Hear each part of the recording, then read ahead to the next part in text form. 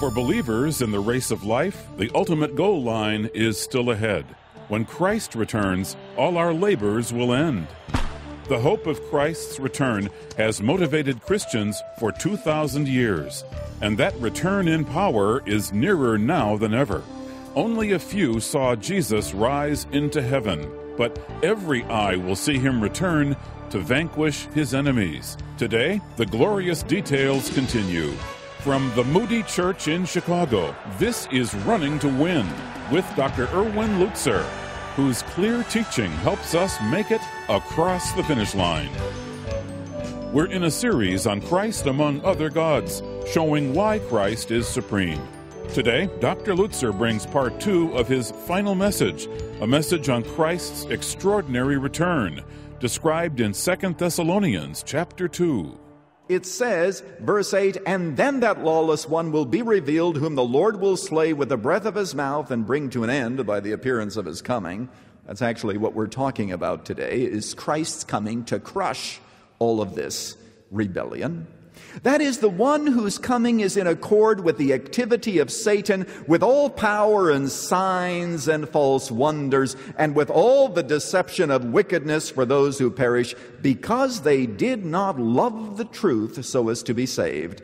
And God will send them some strong delusion that they might believe what is false. It really is that they might believe the lie. What is the lie? The lie is the deity of mankind. Ever since in the Garden of Eden, Satan said to Eve, "You will be like God," people have believed it. It is the most dazzling deception, the deity of mankind. Then third, there will be a commitment to globalism. Globalism. Because remember, it says in Revelation 13, and this is an awesome verse, it says regarding Antichrist, "And all that dwell upon the face of the earth shall worship him, except those whose names have been written in the Lamb's book of life from before the foundation of the world."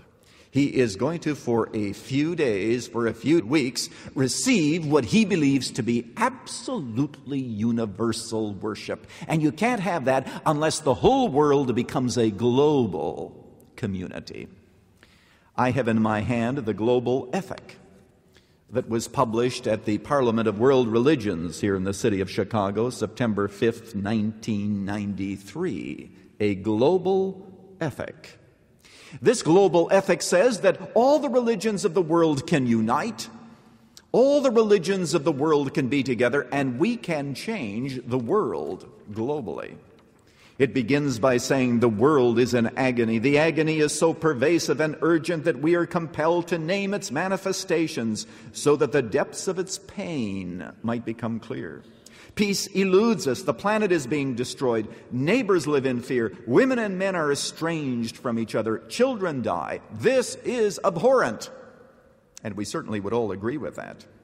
But then it goes on to say that we must commit ourselves to a culture of nonviolence, respect, justice, and peace, that we will not injure, torture, kill other human beings. There's much in this document that is good that we would agree with. But I want you to know today that no Christian can possibly sign this document without signing on Antichrist's agenda. For one thing, it doesn't even mention the word God, because there were some Buddhists who objected to the use of the word God in the document, since some Buddhist groups do not believe in God. For another, it does capitalize all the way through. It capitalizes the word earth. You see, it is Mother Earth. Years ago when I wrote a book on the New Age movement, I had a quote in which someone says, "When you go to bed at night, say good night to Mother Earth. You know, tuck her in nicely. Have a good sleep, Mother Earth."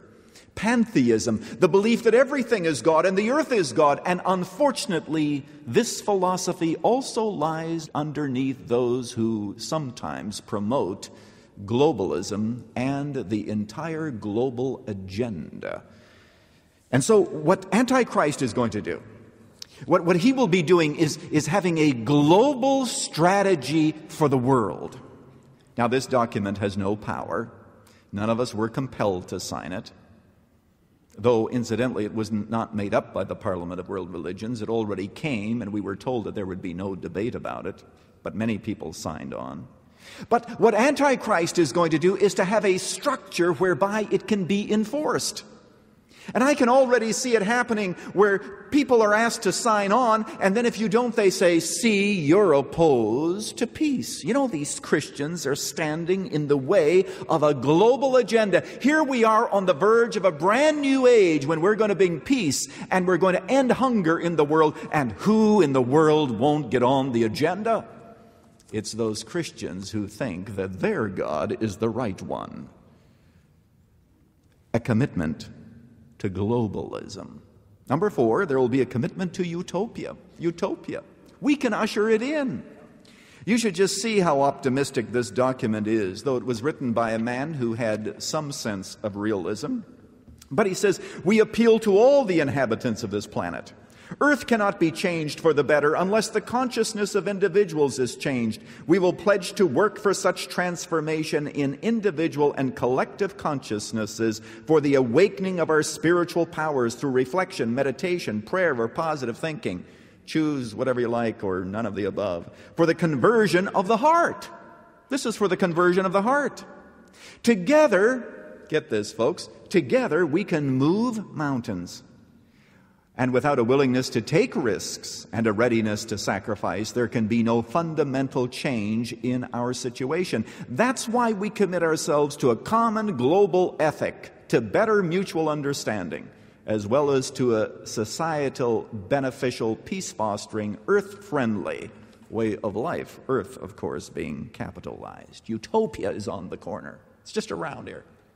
The Bible says regarding Antichrist in Daniel chapter 8, verse 25, and through his shrewdness he will cause deceit to succeed. And he will magnify himself in his heart, and he will destroy many while they are at ease. I like the King James translation here. It says, through peace he will destroy many.